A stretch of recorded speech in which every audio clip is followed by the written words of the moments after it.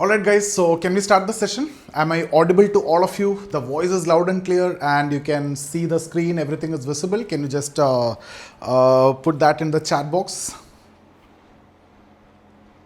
Okay, so I can see some of you are replying that wasn't, yes. Alright, okay. So guys, it's very clear, it's audible, it's visible. So let's start the session.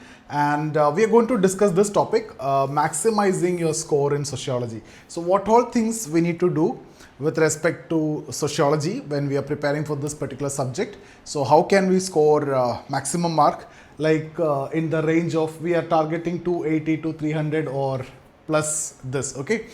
See, let's get deeper into the syllabus and then we will discuss what all things you need to do when it comes to different areas in the syllabus. And the first thing first, you need to have a very clear understanding of the syllabus, and there is no compromise on that. And here, when I say very clear understanding, at any point of time, you should be in a position to tell each and every key word in the syllabus. Means what? You need to mug it up. You should have a very clear idea. See, if you know the rules of the game, if you know what game you are going to play, then only you can play it better. So what is the syllabus? And we are going to deal with the syllabus. There is a syllabus for paper 1, there is a syllabus for paper 2, and we are going to deal with this. Everything is clearly mentioned and you need to know what is there in the syllabus, and it should be by heart. Okay, so mug it up. And after that only we are going to start preparing for this, okay. And again, when it comes to each and every point in syllabus, whatever it is, you need to have very clear idea about all of that. And minimum 250 words you should be in a position to write given any single topic on the syllabus. Okay, so these two things I want you to have, whether it is from my notes or any notes, everything is given to you beyond 250 words for each and every topic, and we have discussed everything in the class also, and I don't think that you will be facing any such problem. Now only thing is that you need to put some effort, okay. So see, the comprehensive coverage of the syllabus. So every topic listed in the syllabus you should cover, and you are not going to leave anything for chances. We are not going to leave anything for chances. Okay, so what if it the one which you are leaving comes in that compulsory question, the first the first 5 questions in the part 1 or part 2, then you are in trouble. So we don't want to take chances, not even a single topic that you're going to leave. Okay, so that's the first condition. And depth of preparation, I want you to have 250 words for each and every topic which is mentioned in the syllabus, and I have given to you the best in the answer format. I have given to you. Beyond that, all the details with respect to that topic is given to you, which it in itself comes more than 500 words for every topic, and when it comes to thinkers, it is beyond 1000 words also. So there is no other resource required. Everything is there with you, and you need to make it as your own. That's the only task you need to do. Okay, and then readiness for the conventional question. So be prepared to answer the expected question, like emergence of sociology. If it is asked this year, definitely next to next year is a question if it is not asked in the next year. So it's not that I'm not saying that this year is asked, it won't ask next year. These are questions which are very highly probable, right? Sociology as science, positivism, non-positivism, all these are very high probable question, and these are expected questions. And if you see from the first 3 chapters, you will get 3-4 questions and very limited topics, and all are interconnected topic also. So these are very much expected, and you should have a very clear understanding, and that's where you will be scoring high. Right, that's the area where you stand out. That's what make your paper distinct from others. Okay, because anyway, sociology syllabus is common, almost everyone reading and studying the same thing and writing almost the same thing. What make you distinct is the way you present it, and that's where we stand out. We need to stand out in that way. Okay, so coming to this, again, this is the most important aspect. Analyzing previous year questions. I have done that for you. I have break it down, and we discussed syllabus section wise section, right? So from first 3 chapters, what are the questions asked, how you approach that. Do you remember that I told you any question from the first 3 chapters, if you're going to start your answer with emergence of sociology. whether it is sociology as science, or sociology common sense, or positivism or non-positivism, or even quantitative qualitative methods, or even scope of sociology, or sociology as common sense, you are going to start with emergence. What you will be saying: sociology emerged in response to the challenges posed before modernity in medieval Europe. With that, you are actually talking about the emergence, you are talking about medieval Europe, you are talking about modernity, you are talking about the challenges posed before modernity, and the quest arised at that point of time, and the emergence of sociology, everything in one single line, right? So, okay, so understand the question patterns, analyze how the questions are framed, okay, identify the repeated topics. Like I told you, if you look at the first 3 chapters: positivism, non-positivism, emergence, sociology as science, quantitative qualitative methods, and from research methods, right? Again, from thinkers, the questions which are repeated, and apart from that, other topics also. So these are things which is done in the class, and you can also do your own work for that matter. Then it is going to be very easy for you.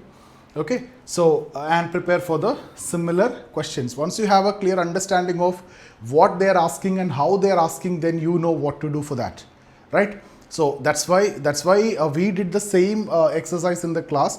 We have discussed the topic and we have seen the questions. We have understood the patterns of the questions which they are asking from that particular topic, and we have, prepared for the similar question also.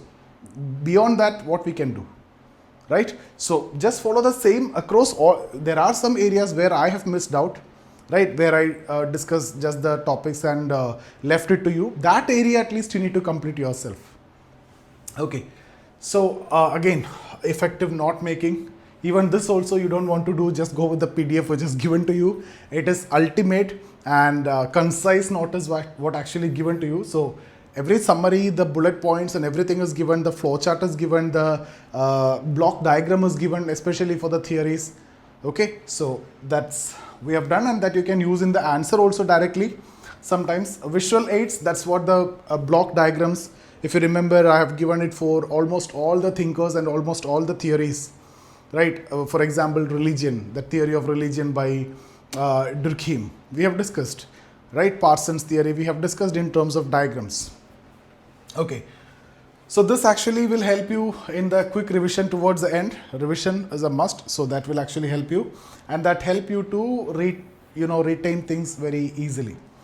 So these visual representation not only help you to retain things, but it also impress the examiner, right? So you remember this, I just want to talk about that example, primitive society, and from there we are talking about, the totem, the emergence of religion. So how collective exaltation, togetherness, and all those things, we have made it in a block diagram. Okay, so importance of answer writing practice. Again, guys, every day at least 1 or 2 answer you need to write, and you can write that in one answer you can write in 150 words, and the other you can write in 200 words. Okay, so you are getting prepared for the short note. It is not necessary 150, you can make it to 120 words also, and then 200 words also. Okay, so basically 1.5 page, right? If this is a page, this is 1 page, so your short note, that compulsory answer and the 10 markers should come in this full page and half of this. That's how it is. And if it is like 20 marker, this is 1 page, another page, and either half of it, or you can make it into 3 pages or 2.5 pages. 1.5 page or 2 page for 10 marker, depends on time and the content that you have. Make it 1.5, that's fine. Here 2.5 or 3 pages. Okay, regular mock test, attempt 1 full test, if possible once in a week. Weekly you can do, or if this week you are doing paper 1, next week you try to do paper 2, so that it will help you to analyze your capacity to answer 1 full paper in the given 3 hours. And if you practice this, that's going to make a huge impact and difference towards the end. That will increase your speed also, because ultimately the problem that most of you face will be, it's not about the content, it's about the time and it's about the speed. So once you practice it, that won't be there. Okay, now these are the points which we have discussed again and again in the class, how to answer these questions, discuss, analyze, compare, For example, critically analyze, right? So we have discussed about critically analyze, and in fact all the questions we have solved also. I have given you the pattern. For example, I want to critically analyze Marx's theory of historical materialism. So the question is critically analyze Marx's theory of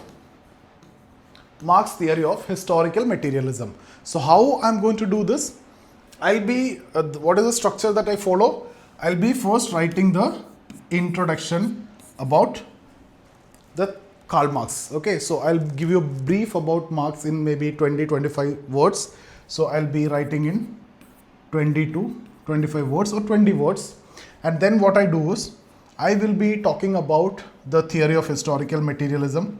And this is the body, this is the main content for me. And then what I do? Remember, I follow the formula CCR, right? What is this C? After writing the theory, I'll talk about the contribution of Marx. So Marx have contributed in this way, or Marxian theories have contributed in this way.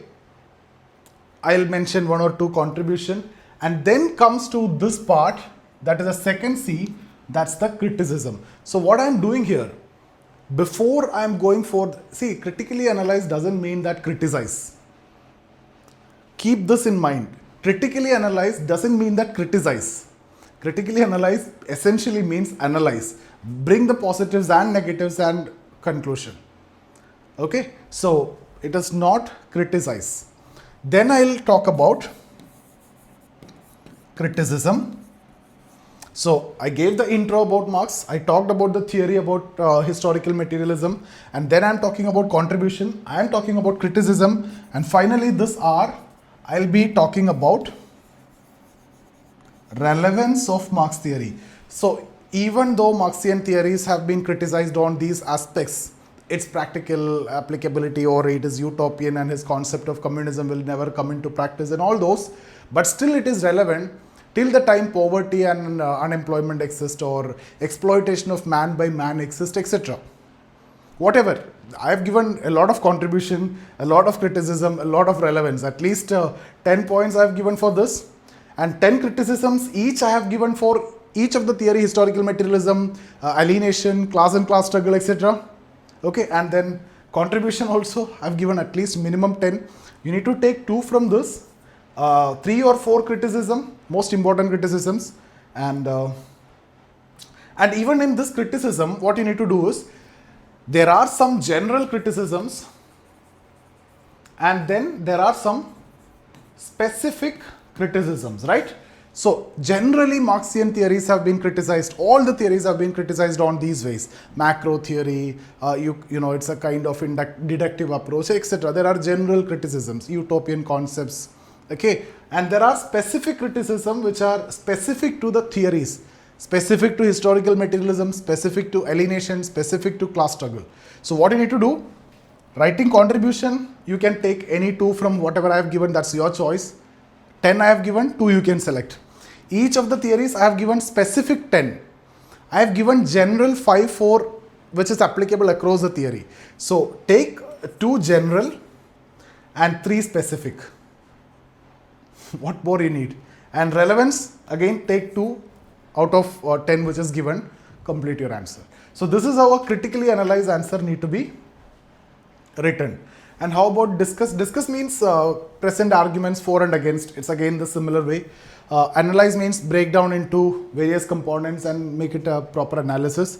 Compare means show similarities and differences that you can show in table also. I'll be showing you the format later. Okay, now again, balancing theory and application. See guys, include the key concepts and thinkers always, any question which is asked, and provide definitions and explanations which are given by thinkers. For example, even when I am talking about family, I talk about the definitions of Parson have defined family this way, Durkheim have defined family this way, right? So that's how I first give the definition of authority. I first give the definition from the thinkers, and then I move forward, right? And then I'll talk about the real world examples. I talk about the application. So how I apply these theories into the contemporary society or contemporary issues. Okay, so the first part is always the theoretical aspect, and then comes the practical aspect, and allocate proper weightage, balance both. Again, subparts of questions. Always understand questions.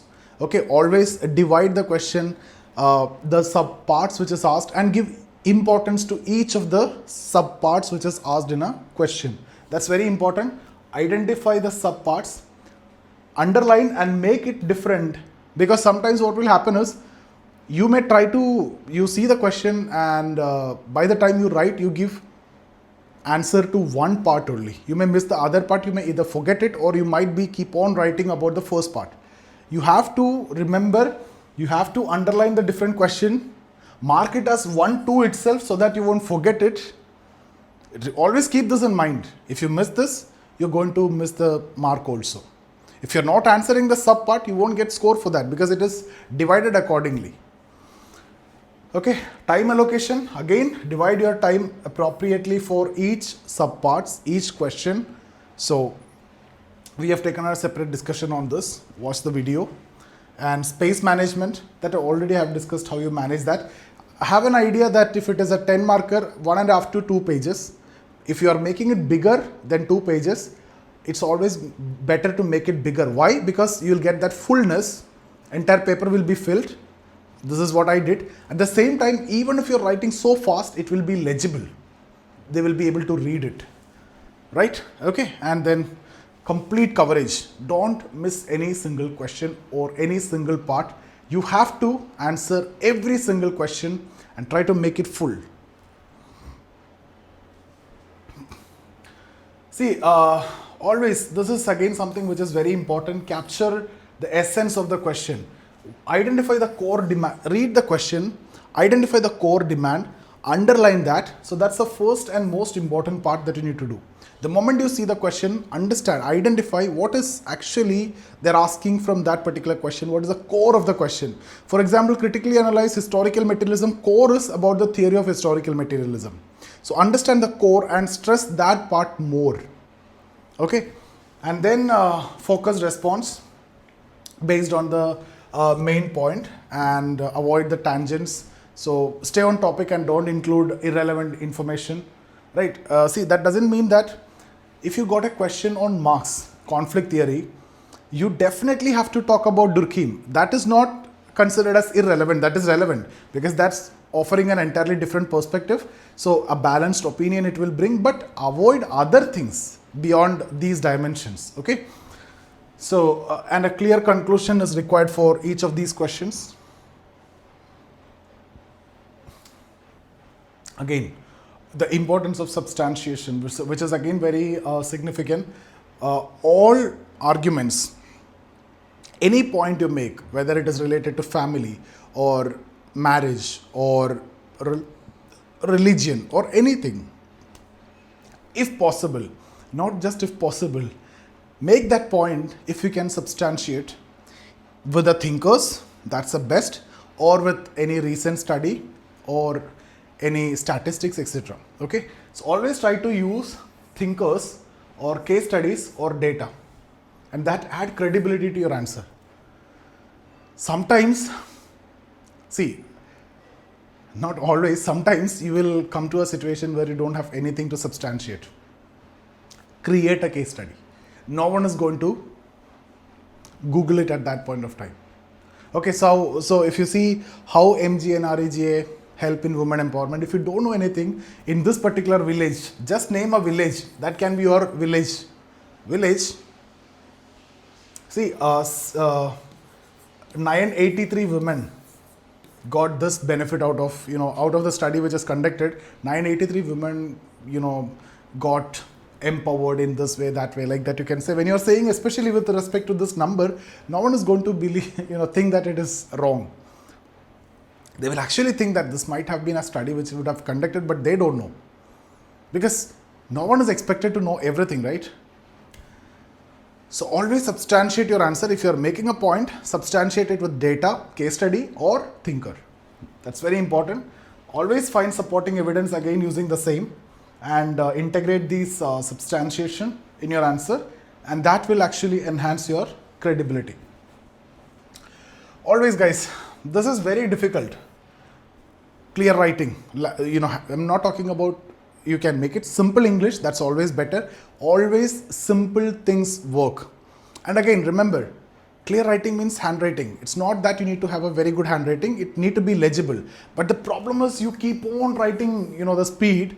So what the best thing that you can do is, if you are normally writing in 1.5 page, make it into 2 page. So make it bigger, automatically it will be legible and it will be fuller. So instead of writing in 1.5 page in your normal way, it will look bad. Secondly, when you're writing it bigger, it will look good. At least it will be legible and it will look fuller. That will add advantage. 1-2 mark extra you will get with that itself. I've done this and that's how I'm talking about this. And use appropriate terminology. Always try to use sociological terms correctly. Never make a mistake. Okay. And avoid the complexity. Keep the sentences short and to the point always. Coherent flow is required. So ensure a logical progression of ideas properly. So always, like I have discussed this before, there should be an introduction and proper structure is required for your answer, and then a body and then a conclusion. So if you remember, what is that example which I have given to you? Critically analyze theory of historical materialism. I talked about this introduction about Marx. I talked about body, which is historical materialism. In that conclusion, what they're demanding is critically analyze. So I want to make it CCR, contribution, criticism. This I want to divide as general and also specific and then relevance. Perfect. Again, crafting effective introduction. How can you do that? Define key terms. For that, use thinkers. Start with thinkers, that is a better option. And establish the premise, highlight the importance, use the current topic, examples, etc. Enhancing the visibility. So what we can do, if you look at all the answers which we have discussed in the class, either I would have given a flowchart with you, or I would have given a table with you, or I would have given a block diagram with you. Answers are shown in a block diagram. That helps in understanding the answer easily. Whoever is looking into that answer, they will understand that you know the concept. Okay, so that's how it will help. Again, balancing the paragraphs and bullet points, and see there are, this is one of the main questions that the students used to ask, whether I should write in bullet points or in paragraphs. See, when it comes to sociology, it is always advised to write in paragraphs. Have you ever seen a scholar or a sociologist write anything in bullet points? No. In GS you can do that, but in sociology, but there are cases where when it comes to comparisons or when it comes to the 10 marker, there are instances, there are situations where you need to make bullet points also. But what is better? Always 75% should be in paragraph, maybe 25 in bullet points. So maintain that balance between paragraphs and bullet points. If you're very sure and certain, and if you have more and more points, in that case, try to use bullet points to convey more and more message, and if that can impress the examiner. Otherwise, it's not worth using the bullet points. Always use a combination. Okay.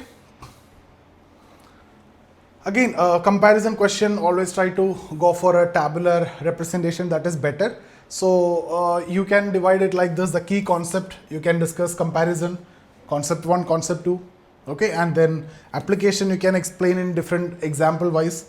Criticism also you can explain in that way, so that comparison can be made in a table. Again, you see questions like sociology versus economy, sociology versus anthropology. These comparison questions you can discuss in this way. See, these are basic things. Use always sociological vocabulary, sociological language. I've already, when we started the session, that time itself, I advised you to buy that dictionary and to keep referring to that just to get that sociological vocabulary. Okay, so and then correct spelling, try to make it always, and proper grammar. That's why I told you to use very simple English. Keep it very simple. The simple things always work. Don't ever try to make things complicated in your life, in your exam, in any way. Don't do that. Writing practice, daily 2 answer, weekly 1 full test. Okay, or at least bi-weekly. Okay, effective use of subheading. There are areas where you need to use subheadings and then use always relevant subheadings, organize the content properly with subheadings, okay, and then that will actually help in improving the readability. The examiner will also understand with the subheadings the concept that you want to give, and always try to underline the key points.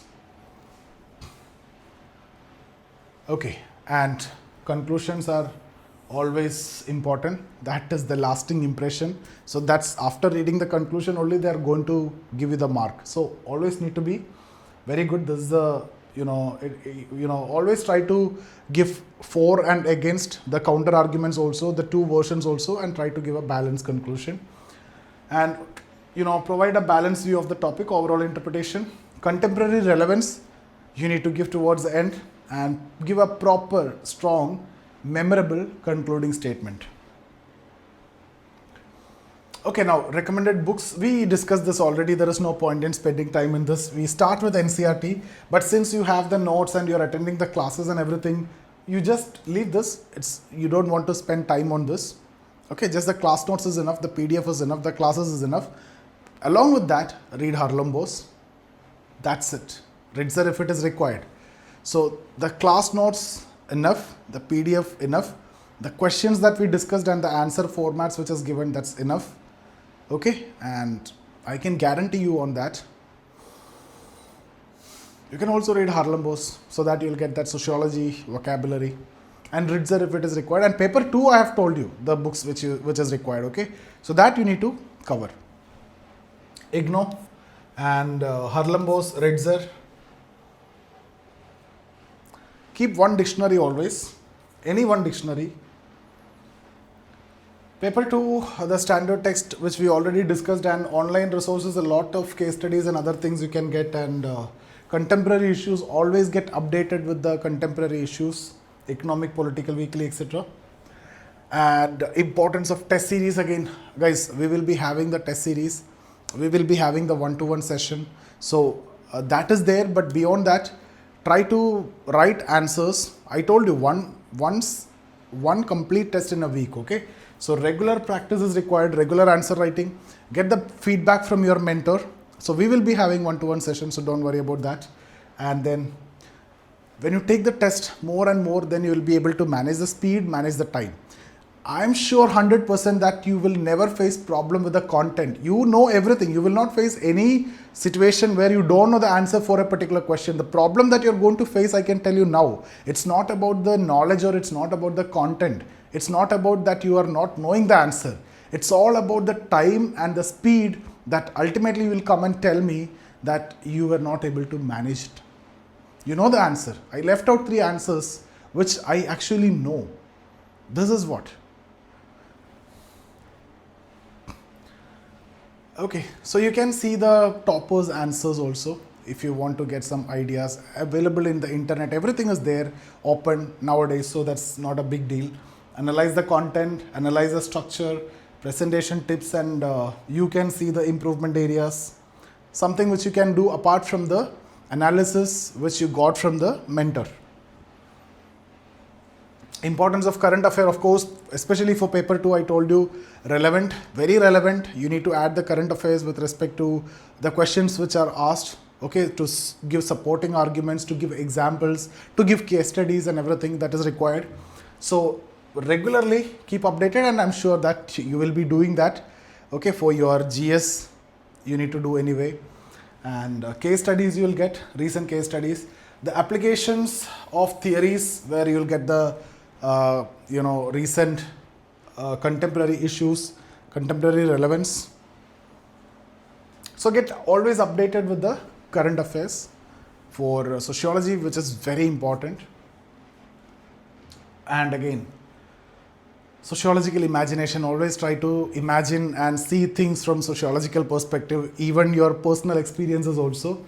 So again, social structure, try to make connections, link personal experiences to larger social issue, understand the broader societal patterns. Okay, so these will actually help you.